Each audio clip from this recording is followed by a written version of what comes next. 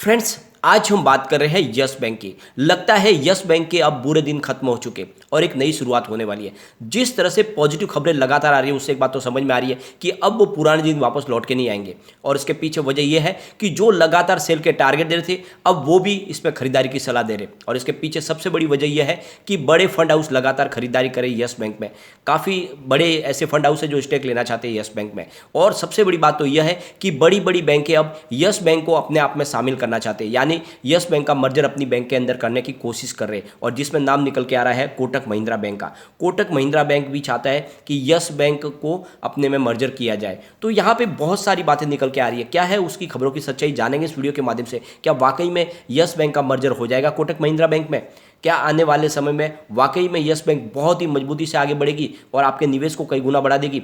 Friends, यहाँ पे जो तेजी बनी है इसके पीछे चार बड़ी वजह है, उसको भी एक एक करके डिस्कस करेंगे और जानने की कोशिश करेंगे क्या यही मौका है जब यस बैंक में इन्वेस्टमेंट किया जाए। वैसे तो मैंने काफ़ी समय से आपको लगातार खरीदारी की सलाह दी हुई है और मैंने आपको ये भी कहा था कि आपको थोड़ा सा इसमें धैर्य के साथ बने रहना होगा। यहाँ पे आपको निवेश का रिटर्न तो बहुत ही शानदार मिलेगा, लेकिन समय जरूर लगेगा। अभी भी वही बात है कि आपको थोड़ा समय तो जरूर लगेगा, लेकिन इसका जो रिटर्न होगा वो सबसे बेहतर होगा। ये बात मैं आपको कह सकता हूँ दावे के साथ। तो यहाँ पे जो सारी संभावनाओं को तलाशेंगे इस वीडियो के माध्यम से, तो पूरा वीडियो देखें फ्रेंड, स्किप ना करें। बहुत सारी बातें, अगर आपने यस बैंक में निवेश किया है तो ये वीडियो आपके काम का होने वाला है। लेकिन फ्रेंड, उससे पहले अगर आप पहली बार हमारे चैनल पे आए तो चैनल को सब्सक्राइब कर दीजिए, एक बेल आइकॉन दबा दीजिए ताकि जब भी नया वीडियो बने पहला नोटिफिकेशन आपको मिले। वीडियो पसंद आए तो लाइक शेयर जरूर कीजिए। चलो फ्रेंड, वीडियो स्टार्ट करते हैं। मैं हूं आपका दोस्त SB दवे और हमारे अपने चैनल ऑनलाइन कमाई में आपका बहुत बहुत स्वागत है। फ्रेंड्स, सबसे पहले कारोबार की बात कर लेते हैं। तो फ्राइडे को स्टॉक करीब 15.70 पर क्लोजिंग दी है, जहाँ पे 0.96% की हमें तेजी देखने को मिली। आप अगर देखोगे तो इसका लो 15.15 का था और इसका जो हाई बना था वो 16.05 पर था। तो पिछले 2 दिन से ट्रेडिंग सेशन में हम देख रहे हैं कि 16 को टच कर रहा है, बार बार 16 को टच करके थोड़ा नीचे आ रहा है। लेकिन अच्छी बात यह है कि इसने इस बार 52 वीक का नया हाई बना दिया है। यहाँ पे इसकी परफॉर्मेंस अगर हम देखें तो पिछले एक महीने पहले इसका 23 करोड़ रुपीज़ का वॉल्यूम था, 1 वीक पहले 47 करोड़ रुपीज़ का वॉल्यूम हुआ था और गुरुवार के दिन बहुत ही जबरदस्त 98 करोड़ रुपीज़ का वॉल्यूम हुआ। और ये जो वॉल्यूम बढ़ा इसके पीछे एक्सपायरी थी, हर शेयर में बहुत ही जबरदस्त वॉल्यूम हमें देखने को मिला था। गुरुवार के दिन लगभग 100 करोड़ को टच करते रह गया ये और फ्राइडे के दिन भी शानदार 45 करोड़ रुपीज़ का वॉल्यूम हुआ। अगर वॉल्यूम के मामले में देखें तो नंबर 2 पे था यस बैंक और काफ़ी दिनों के बाद यस बैंक में फिर से वही इसने पोजीशन हासिल कर लिया जो पहले थी, यानी बहुत ही ज़बरदस्त वॉल्यूम के साथ में कामकाज शुरू हो चुका है और लोगों का रुझान फिर से बढ़ने लगा स्टॉक की तरफ। अब आपने देखा ही होगा, हमने इसके शेयर होल्डिंग पैटर्न को बार बार डिस्कस किया। यहाँ पे अब इसकी जो शेयर होल्डिंग पैटर्न में आप देखोगे तो DI, FI और म्यूचुअल फंड सबकी होल्डिंग बढ़ने लगी है। यहाँ पे बहुत सारा निवेश आने लगा है।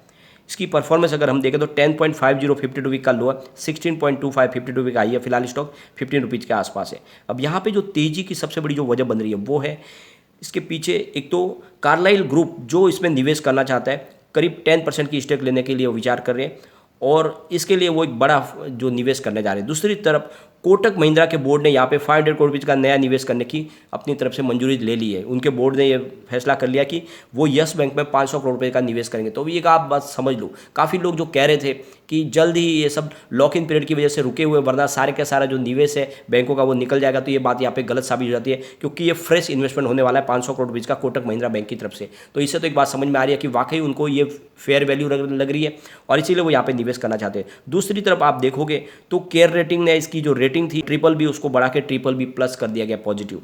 तो यहाँ पे रेटिंग एजेंसी ने बहुत ही शानदार रेटिंग बढ़ा दी है और जो इक्विटी फर्म है कार्लाइल ग्रुप वो निवेश करना चाहते हैं और कोटक महिंद्रा बैंक भी यहाँ पे अपना एक बड़ा निवेश करने जा रहे हैं। और साथ में इन्होंने जो आंकड़े पेश किए बहुत ही पॉजिटिव है Q4 के, उससे यहाँ पे पॉजिटिव माहौल बनने लगा है। अब यहाँ पे स्वस्तिकता इन्वेस्टमेंट की तरफ से जो इनके रिसर्च हेड है संतोष मीणा, उन्होंने कहा है कि यहाँ पे यस बैंक को लेकर मर्जर की बहुत सारी खबरें निकल के आ रही है।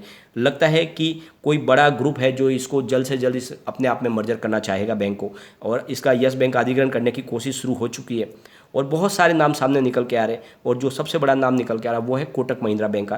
कोटक महिंद्रा बैंक को इंटरेस्ट है यस बैंक में। फ्रेंड्स, यहाँ पे सबसे बड़ी बात है कि जो संतोष मीणा का कहना है कि जो बुरा वक्त था वो खत्म हो चुका है, अब वो दौर पीछे रह गया, अब वो वापस वैसी प्राइस आने की संभावना बहुत कम है क्योंकि लोग इस लेवल पे काफ़ी अच्छी खरीदारी कर रहे हैं और इस वजह से यहाँ पे पॉजिटिव माहौल बनता जा रहा है।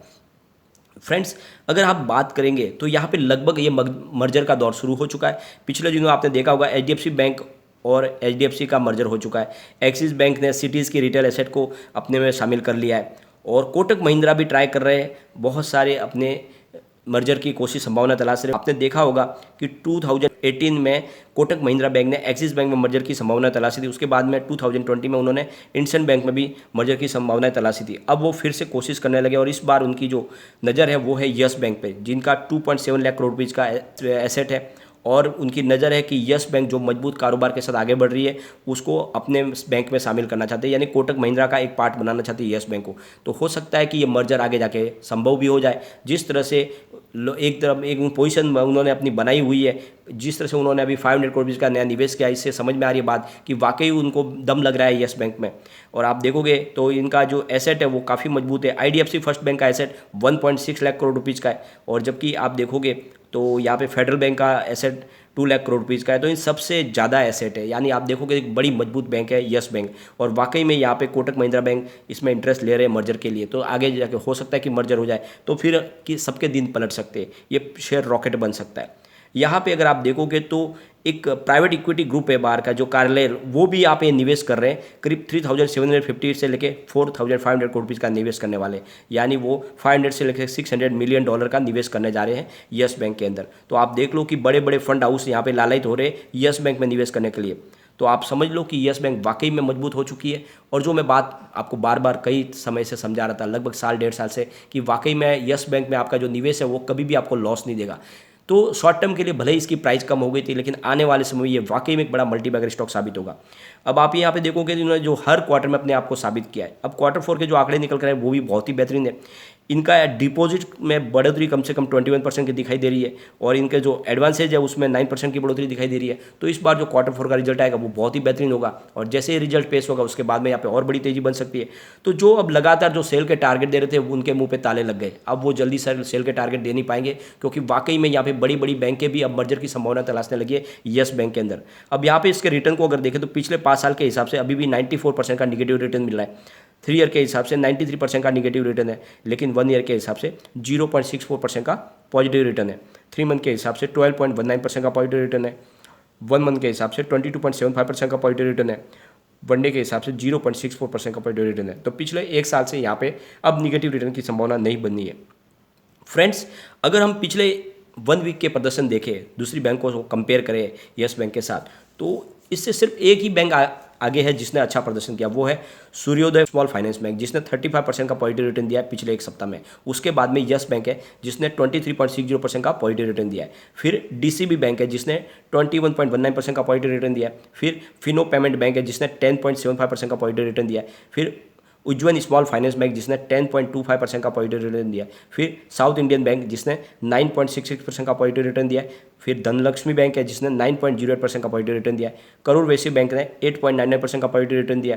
कर्नाटका बैंक ने 8.25% का पॉजिटिव रिटर्न दिया। AU स्मॉल फाइनेंस बैंक ने 7.90% का पॉजिटिव रिटर्न दिया। इक्विटाइज स्मॉल फाइनेंस बैंक ने 7.80% का पॉजिटिव रिटर्न दिया, और IDBI बैंक ने 7.59% का पॉजिटिव रिटर्न दिया। तो आप देख लो कि इस मामले में नंबर 2 बन के उभरी है, काफ़ी अच्छा रिटर्न लोगों को दिया है, और इसके पीछे बहुत सारी पॉजिटिव बातें निकल के आ रही है। यहाँ पे कम्युनिटी सेंटीमेंट स्टॉक के साथ बन चुका है।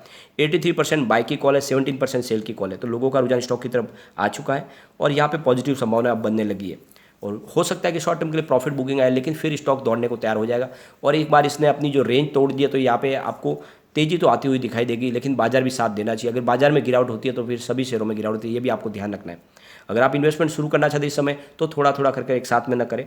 एक बार इसके पिवट लेवल को भी चेक कर लेते हैं। यहाँ से अगर स्टॉक स्लिप होता है तो 15.18 पर फर्स्ट सपोर्ट है, सेकंड सपोर्ट 14.72 का है, तीसरा सपोर्ट इसका 14.28 है। तो गिरावट हुई तो फिर से स्टॉक 14 के आसपास जा सकता है, लेकिन पॉजिटिव माहौल बनेगा तो 16.08 का फर्स्ट रेजिस्टेंस है, इसको ब्रेक करते ही 16.52 की प्राइस देखने को मिलेगी, और जो तीसरा इसका रेजिस्टेंस है वो 16.98 का है। तो जल्द ही इस 17 के आसपास स्टॉक जा सकता है। तो बिल्कुल आपको खरीदारी करनी चाहिए, और जो शॉर्ट टर्म इन्वेस्टर है उनको स्टॉप लॉस लगा के आगे चलना चाहिए, क्योंकि अगर गिरावट होती है तो फिर स्टॉक नीचे आ सकता है, फिर वो बहुत ज़्यादा चिंता में आ जाते हैं। लेकिन जो लॉन्ग टर्म इन्वेस्टर उनको बने रहना है। वाकई में ये स्टॉक मल्टीबैगर है, आने वाले समय आपके निवेश को कई गुना बढ़ा देगा। लेकिन फ्रेंड, कोई भी इन्वेस्टमेंट करने से पहले अपने फाइनेंशियल एडवाइजर से एडवाइस ले ले, या अपना खुद का रिसर्च करें, क्योंकि मैंने वीडियो आपके एजुकेशनल पर्पज के लिए ही बनाया। वीडियो पसंद आए तो लाइक शेयर जरूर कीजिए और चैनल को सब्सक्राइब कर दीजिए। Thank you friend.